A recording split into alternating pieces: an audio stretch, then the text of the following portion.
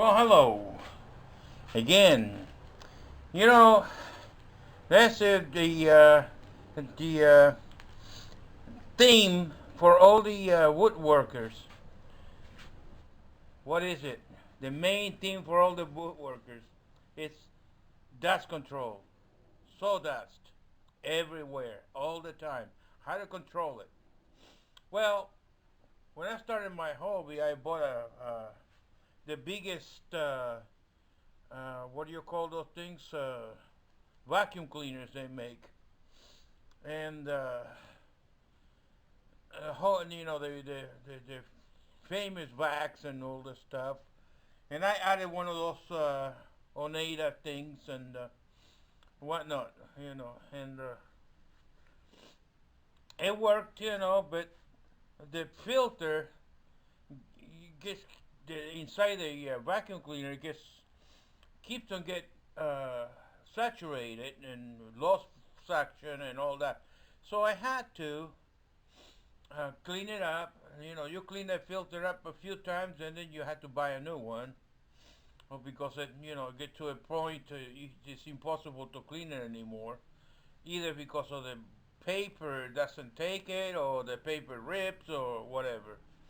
But eventually, you had to buy a new one, and those things are not cheap, obviously.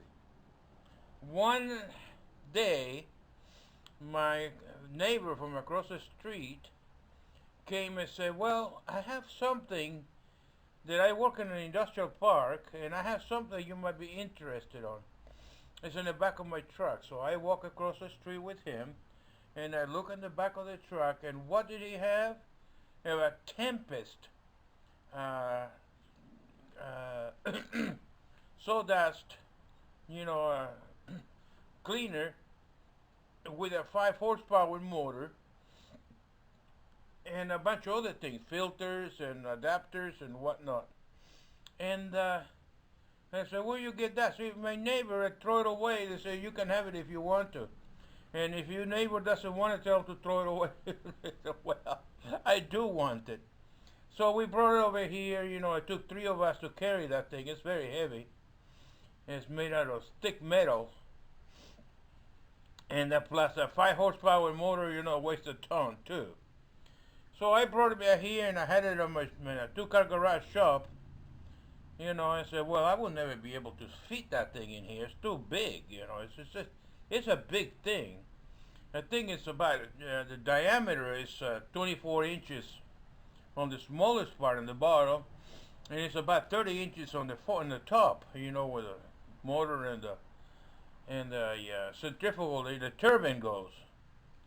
And so, I had it here for a few months, thinking and thinking and thinking about it. How am I going to see if I put it on the roof, it's going to look like a factory from the street. And I don't want my house to look like an industrial thing, and probably the city will say something about it too. So I'm going to put it in my backyard. It's too far away because right off next to my garage is a laundry room. And if you go outside, it's my outside kitchen, when you have your grill and your sink for cooking outside and your granite, and I don't want to put it out there. So I was thinking and thinking, so what am I going to do? Finally, I decided to put it on the side of the house and build a big gate so it hides it from the street. And that's what I did. And I put it outside, and it just on the inside there are I didn't put any distribution and pipe for the because it's a two-car garage.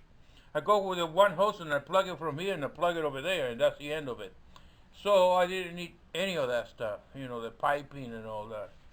So the only thing you can see from inside the garage is where it comes from the wall. I'm going to show you in a second, and the remote control that I made, because that thing is 220, so I couldn't just plug it in and use a regular remote control. I had to make one with a big contactor. Since it's a 5 horsepower, I couldn't just use a regular small Mickey Mouse remote control. I needed a big magnetic contactor. So the contactor has a calling coil that needs 24 volts to operate. So I did. I went and bought a transformer, and one of those remote controls they use for the lights. So with that remote control, I control the transformer, and when I turn on the transformer, it pulls the contactor, and there it goes. Very simple and very inexpensive. The only thing that was more expensive was the contactor itself, because it's for industrial application. They can take the current. But anyways, so without any more, let me show you what I did on the inside. I'm going to move the camera a little bit. That is what you see. That's what it comes through the wall. You see here, you know, that's the part that comes out of the wall, right there. You know, it's a 6-inch. Well, out of the machine, it's a 8-inch pipe that comes out of the machine itself. But I put a reducer to 6-inch, so I got a 6-inch coming into the shop. And attached to that 6-inch, I got a 2 rounds of 10 feet of 4-inch. So with that, I use it for the floor. In case I need a 6-inch anymore, I already have one on the wall, you know, in the future. But with a 4-inch and a 5 horsepower, let me tell you, you gotta fight, because that type of hose, it tries to collapse when you put the machine on. See, it collapses between the rings, sort of like that. And you have to fight it. All of my machines also has a port. You know, there's another expensive port they sell on the wood shops, and but these ports are bought it on Home Depot, and they are for dryer. When you hook up your dryer in there. So I put all those ports on my bandsaw, on my planer, joiner. It's on my planer too, and on my drum sander. Here's the port for the planer. I guess you got a little bit there. Here's the port for the planer, and the port for the down there, the port for the table saw. So over there on the top out there is the remote control that I built, you know, and the bottom, I think it looks like a bell. It's $10. You can buy it from Amazon, and it comes with this thing, you know, the jingamajiga. And you put on your belt, or you let it hang up somewhere handy when you're working. But that's it's got a little transformer, the contactor, and that's it. So thank God, you know, that's a lot easier you don't have to leave the machine running. You can make one cut and shut it off. There it goes, see? The little red light is going to come on. And now it's on. And then I turn it off. That's simple. Let me show you the outside. And here is a wooden box underneath. It's supposed to have a seal the way around the cover, and some knobs to tighten the cover very well. And that's what holds the sawdust in there. It's all sealed up perfectly. This is the wooden structure. That's a wooden structure that I built to hold it in place. Plus, it's a strap that holds it against the wall and it can't fall over.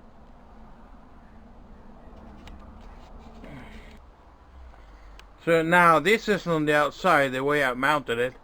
That is the elbow that goes into the garage, and that's the Tempest with a 5 horsepower motor. You can see it over there, and the wire that goes into the wall and comes out of the other side. That is the cone that goes into the wooden box that I built. And you can see there is no more filters out here. There is no sawdust anywhere, and the air that comes out of here is totally clean. And that's the exhaust. That's the box where the sawdust goes, so you can see that the cover is extra strong to hold the vacuum. Okay, that was the installation of my new dust control machine, and I hope you liked it. I was very glad that my neighbor thought about me, Justin, and I want to thank him too. Thank you very much, Justin. And we'll keep in touch. I have some other things that I did over the years since I've been absent from the YouTube, and I'll show you some other things. I had to get a little bit better also editing these things. I'm kind of raw